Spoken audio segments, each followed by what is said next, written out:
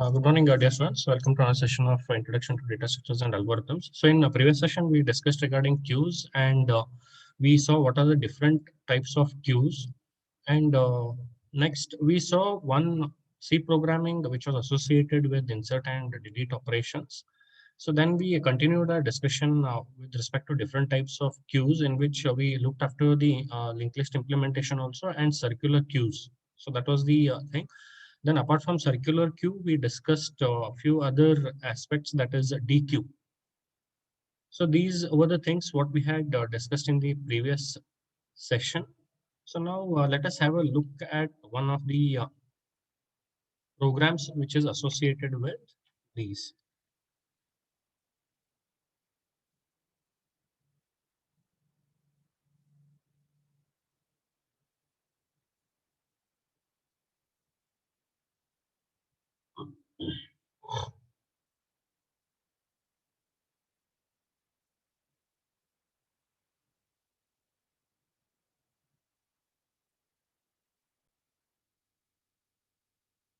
So in implementation of the circular queue, as we had discussed in the previous session, there were a few logical aspects what we had looked into.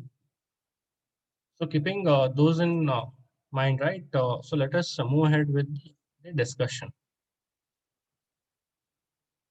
So here we declare a queue which can store say up to 5 elements, and the elements which are stored will be of the integer data type.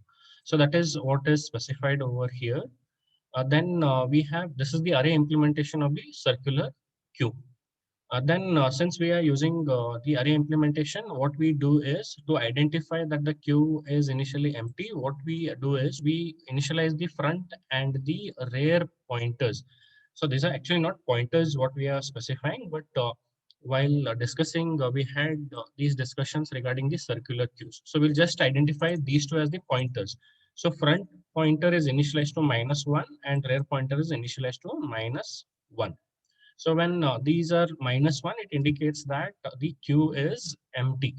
So let us move ahead and we'll have different operations. So insert and delete operations we had discussed. So insert is the function what is declared, which accepts an integer data type and returns nothing. And del is the delete function, which accepts no data and returns integer data type. Then you have a display function, which displays the contents of the queue. So next you declare the parameters or the variables which are required. So in this while loop, which will be continuously executed until you provide the option of exit to the user. When the user presses exit, it will come out of the loop and it will come out of the entire operation. So now in this case, we have three options: 1, 2, 3, and 4. One to insert the element or add the element to the circular queue, another to remove, two is to remove, and three is to display, and four is to exit from the entire operation. So now you ask the user to enter his choice. So that will be stored in the variable which is named as choice. So based on the choice, you have to perform the operation either insert, delete, or display, or exit. So now if first choice is entered, then it is an indication that the user wants to insert an element into the circular queue. Therefore, you ask the user to enter the element which he wants to insert into the circular queue. So that is stored in num1. So the insert function is called and parameter num1 is passed. So in the similar way, if 2 is pressed, delete operation is being called and whatever element has been deleted will be stored in num2. So that is what is specified over here. Then if num2 is equal to -999, then it gives an indication. So let us look at when does del return -9999. So in the function itself, we'll have a look. Else, would you print the element that has been removed from the queue? So similarly, you have case 3, that is to display. You call the display function if the choice is 3. If the choice is 4, you exit the entire program. So that is what is being done over here. You exit the while loop. Then default, if some other option is pressed, you give an indication that the choice is invalid. So now here in the insert function, you have passed the element that has to be inserted into the circular cube. So that here, what is the first thing you check? You check whether front is equal to 0 and rear is equal to 4. So what does this indicate? What is the size of the queue? Size of the queue in this case is 5.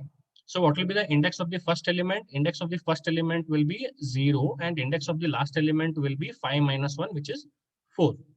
So that is what is being checked over here. So if front is equal to 0 and rear is equal to 4. So that is the logic what we had discussed, right?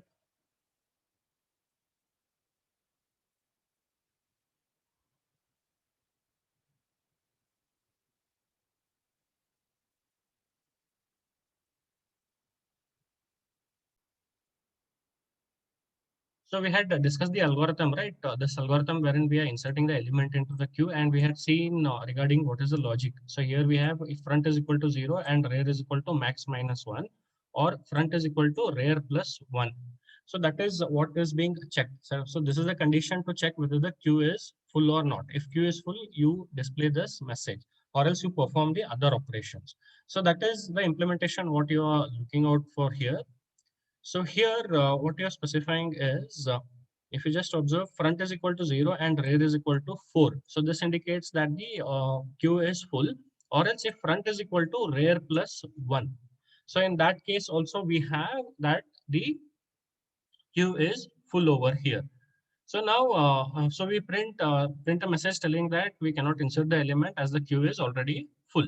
Now, if this condition fails, what is the first thing you check? You check whether front is equal to minus 1. So that is front is equal to null, what we had checked out in the algorithm.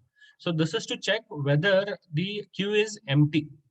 So if queue is empty, right, then the element what you have sent will be the first element that you will be adding to the queue.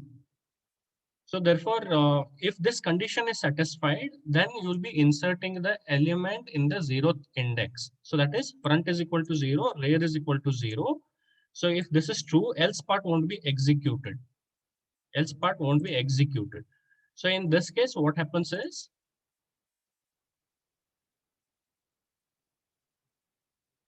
so in this case, we can observe what happens is it will go the control after this if statement is executed. If this is true, the control goes to queue.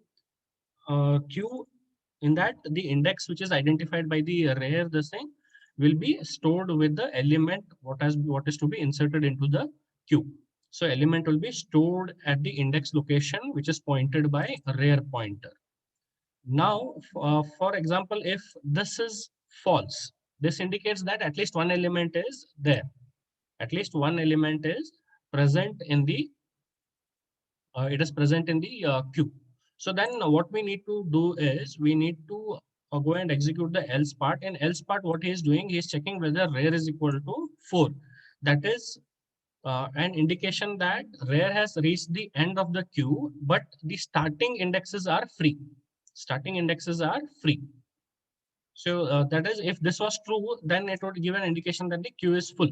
Now, if none of these are true, right, then what would happen is it would give an indication specifying that the queue is empty. Queue is having some space for the element to be inserted. So first check what you're doing is you're checking whether there are any elements present in the queue or not. If it is empty, then this is the first element. You insert that element. If this is not the case, then it indicates that at least one element is present in the queue. So therefore, you need to cross verify whether the rear pointer is pointing to the end of the queue. End of the queue. If that is the case, you get to know that the starting index is free. Starting index is free. Therefore, set rear is equal to 0.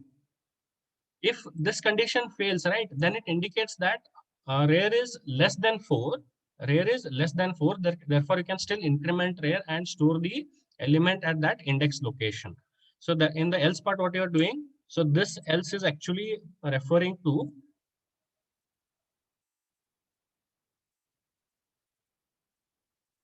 so this else is referring to this if, this if. So this entire thing, what is there, right? This is else part for this if statement. This if statement, else part is this entire thing. So under this, you have else if else conditions. Okay. Or else you can read it in the other form also. That is, else if rare is equal to 4, then you initialize rare is equal to 0. If this is also false, if this is also false, then you increment rare and store the element at that index location. So this is what you are doing in insert function. So when you're using array implementation, right, you should be careful with this part, because what happens is you need to look out for mod operation here. So that is one logical correction what you can look out over here. So because your front index will never go beyond rare plus 1. So we can just have a cross verification of the statement. So now let us look at what delete function does. So in delete function, you declare a variable with the name I. So wherein you will be storing the element that has to be deleted. Now the first thing what you're doing is you're checking whether front is equal to -1. So this indicates that if this is true, it indicates that the queue is empty. If queue is empty, you display the message and return minus 9,999. So in the above switch case statement, right, we had if minus 9,999 is there, then do nothing. So it is basically telling that queue is nothing, queue is empty. So already you have displayed that message. So you can just go to the else part if this is not returned. So next, what you're doing is, if this is false, then it indicates that there is at least one element present in the queue. So therefore, what you have to do is I is equal to q, the front element. So you have to retrieve the element which is pointed by the front pointer, and that is the element that will be deleted or retrieved from the circular queue. So that is what you're doing here. I is retrieving the element which is pointed by the front pointer. Now, what is the next thing you are doing is you are checking whether front is equal to rare. So this is the condition where what you're doing is you're checking whether there is only one element present in the queue, circular queue. So under that condition only you have front is equal to rare, or else you'll not be having front equal to rare. If that is the case, you need to initialize the front and the rear pointers back to -1. So that is what you are doing. So you have retrieved the element, and that is the only element which is present in the queue if this condition is satisfied. So initialize the front and rear pointers to -1 and return the element. Now, if this is false, then you go to else if part. So in else if part, what you're doing, you're checking whether front is equal to 4. So front is equal to 4 indicates what? It has reached the end of that array, end of the array. So if you're deleting this element, I should go and point to the element which is present after this. Now here you got to see that front is not equal to rare. If this is the case, if this statement is false, then what happens is it indicates that there is more than one element, So that is the first check what you have done. So if this is false, then it comes to else part, and if front is equal to 4, so 4 in the sense, so the maximum size of the maximum number of elements which can be stored in the queue in this case is 5. So the last index will be indicated with 5 minus 1, so which is 4. So if the front is pointing to index 4, then what happens is the next element fall in the circular queue will be pointed at 0, 0th index. So therefore, what you're doing is if front is equal to 4, then you initialize front is equal to 0, that is point to the next element which is present in the circular queue. The next element is present at index 0. It is present at index 0. Then you return the element what you have retrieved. Now, even if this is false, then it indicates that front is less than 4. Front is less than 4. And you have already cross-verified whether front is equal to -1. So all these conditions are being checked. So here, if this statement is false or this condition is false, then it indicates that front is less than 4 but greater than -1. Greater than -1. So in that case, you got to know that there is more than one element in the queue because of these statements. So therefore, what you have to do is you have to just increment the front pointer and return the element what you have retrieved. So in this way, you delete or retrieve the element from the queue using this in the circular queue using this delete function. Now for display, what you're doing is you use the front and the rear pointers and you display the entire elements which are present in the queue. So here, what you're doing is, first thing what you're checking is, you're checking whether front is equal to -1, indicating that the queue is empty. If this condition is true, it implies queue is empty. Or else if this is not true, then there is at least one element present in the queue. So in that case, what you do is you start with the first element of the circular queue, which is pointed by the front pointer. So I is utilized as an index, which will be utilized to retrieve the elements in the queue. So I will be initialized with the front pointer, so which will store the first element index. Now you need to traverse through the circular queue till you reach the rear element. That is the element which is present at the end of the circular queue. So what you're doing, if I is not equal to rear, so you print the element which is present in that queue. So first I is pointing to the first element. So queue of, say, the first element is printed. Then what you're doing is you are cross verifying few other things. If I is equal to 4, since it is a circular this thing, right? And here you're checking whether I is equal to rear. So rear will be having one of the indexes. If this condition fails, it will come out of the while loop. You're just cross verifying another parameter over here. That is, if I is equal to 4, it might happen that front pointer might be pointing at the last element. Sorry, at the end of the array. So in that case, you need to just cross verify these all things. So if that is the case, I cannot start off with I is equal to 0 directly, because I don't know how many insert operations, how many delete operations are being done, and what is the front and the rear pointer conditions. So therefore, I cannot do that. So I just need to initialize I with the front index or the front pointer, and then compare it with the rear pointer. Till you reach the rear pointer, you keep on continuing. Now, initially, it might happen that the front pointer is pointing to the last index value of the array. So that is at 4. So if that is the case, again, you should come back at index 0 and start printing the elements till you reach the rear pointer. So that is what is being checked over here. If I is equal to 4, it indicates that the front pointer might be pointing at the index location, which is 4. Now, since I is not equal to rear, then only you will be entering this loop. Now, this gives an indication that there is more than one element. If this is true, right, then it will give us an indication that there is more than one element. So therefore, you need to have a cross verification with I is equal to 4. And if I is equal to 4, I should go back and get connected in the circular form to the index 0. And again, I keep on continuing the printing operation. Now, if this is not the case, then you keep on incrementing I. You keep on incrementing I unless and until you reach the rear pointer. So you print the elements, all the elements which are present just before the rear rear pointer which is specified over here. Since the condition is I not equal to rear. So if I is equal to the rear pointer, right, then this condition fails, it comes out of the loop. So you haven't printed the last element which is present in the queue. So therefore, this print statement is put over here, which will be printing the last element which is present in the queue. So this is what is done in case of the circular queue. So if I just try to run this,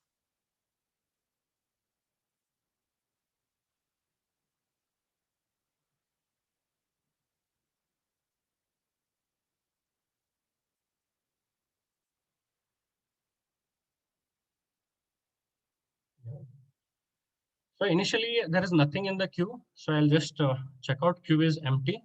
So what I'll do is I'll try to delete an element. So if I try to delete the element, it tells that queue is empty, so you cannot delete any element. So now what I'll do is I'll insert an element. Say I'll insert 11. So I'll just check whether 11 is there in the circular queue. Yes. Then what I'll do is I'll insert another element 12. So we have two elements. Now what I'll do is I'll try to delete the element.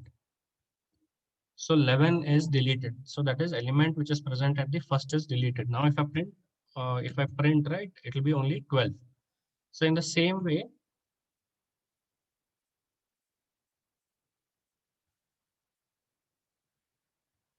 So I have added few more elements, that is 12, 14, and 15. So I'll just check whether any additional element I can put in. So 5 elements have been inserted. Okay. So now what I'll do is I'll try to delete an element. So 12, the element which is pointed at the starting will be deleted. So I'll delete the element till 16. 14 is removed, 15 is removed, then 16 is removed. So now what has happened is, so I inserted all the elements. Now front and rear pointer are pointing at this location, pointing at this location. So now what I'll do is I'll try to insert an element over here. So I'll try to insert 11. I'll try to print this. So what is happening? You can observe 17 is present. You are printing it in the proper form. But index locations, what will be there? The front pointer will be pointing to this, rear pointer will be pointing over here. So why is this? Because if you just observe, I inserted around 5 elements and the queue size is 5. So that is these 5 elements, then I deleted. So this is the element which is present in the queue. So front and rear pointers are pointing at the last location, that is 0, 1, 2, 3, 4. So that is at the last index location. Now when I keep on adding, right, 11th element will be stored at index 0. That is element 11 will be stored at index 0. So that is what is being done. So if I just check the index of this, right, 11, it will be index will be 0 and the front pointer will be pointing at index location 4. So insert operations are now 17 should be deleted. So that is being happening. Now again, I'll delete the last element. So we can see that 11 is also deleted. Now queue is empty. Queue is empty. So it is working fine. It is working fine. So just try to check out a few other cases, right? You can try to check out few other cases with this and try to see whether any logical this thing you can come up with. Okay. So this is associated with the circular queue in array implementation. So this is priority queue implementation using linked list. So only additional thing which comes in this one is you are declaring the queue in linked list form. In that you have info field which helps to store the element. You have the next field which helps to establish the linkage between the say predecessor and the successor. And then you need to assign one extra thing, that is whatever element you are adding, you need to assign some priority to that. So that is one extra member which comes in this queue. So whenever you are performing this operation, you need to initialize those parameters. Now here, what happens is, since you are going with linked implementation, right? You no need to go ahead with say the length parameter. Say I'll not assign any size to the queue, but you can limit it. But whenever you are implementing it in systems, right, you have to limit the size of the queue. So in this program, we are not initializing the size of the queue when we are going with linked list implementation. So you can see there is front pointer which is initialized to null, then insert, then delete, display. A few additional parameters comes in. So you can just check out what are those cases. So if you have to just check with insert, right, you can just check insert value, and additional thing what you're passing is the priority. You need to pass the priority. So you declare a structure which is temp. You first get access to a memory location and store in that memory location, you store the element. So that is the value what you have passed. You store that in the member which is identified by element, and in priority, you store the priority which is assigned to the element that you are storing. Then next what you're doing is you are checking the other aspects, that whether queue is empty initially or not. So all these things you are checking out. So that is what you're doing in these cases. So this is all from the queue implementations. Okay, this is all we have for queue implementations. So in next this thing we'll start off with the graph representations. Okay, so in next session I'll be starting off with the graph implementation. So let us meet in the next session. Thank you.